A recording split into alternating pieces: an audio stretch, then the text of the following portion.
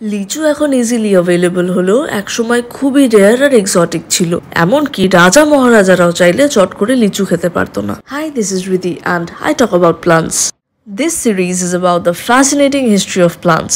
হাজার হাজার বছর আগে লিচু শুধু চায়নায় চাষ করা হতো। টাং ডাইনাস্টিতে লিচুর ক্রেজ এতটাই বেড়ে যায় যে সেনাবাহিনীর সব থেকে ফাস্টেস্ট ঘোড়াগুলোকে পাঠানো হতো লিচুর সন্ধানে। কিন্তু লিচু একবার গাছ থেকে তুলে নিলে বেশি দিন থাকতো না। রাজার হাতে 50টা লিচু পাওয়াও ছিল দুষ্কর, তাই সেনাবাহিনীর ওপর কড়া নির্দেশ ছিল গাছ থেকে লিচু পড়ার 3 দিনের মধ্যে পৌঁছে দিতে হবে রাজধানীতে। এই চক্করে প্রচুর ঘোড়ার প্রাণ যেত। পরবর্তী সং ডাইনাস্টি চলাকালীন লিচু গাছের চাষ করা হয় রাজধানীতেই। সেখানে লিচু ফললেও লিচুর ফ্লেভার হারিয়ে যায়। শোনা যায় শুধু লিচু ট্রান্সপোর্টেশনের জন্য সড়ক কানাল অব্দি নির্মাণ করা হয়েছিল। বেশ কয়েক শতক পর ট্রেড রুটের মাধ্যমে লিচু ছড়িয়ে পড়ে ভারত সহ অন্যান্য এশিয়ান কান্ট্রিতে। ইভেন্চুয়ালি টেকনোলজির উন্নতি হওয়ায় লিচুর শেলফ লাইফও বেড়ে যায়। And now we have a staple summer fruit. By the way, বাড়িতে লিচু গাছ বসাতে চাইলে you can contact me.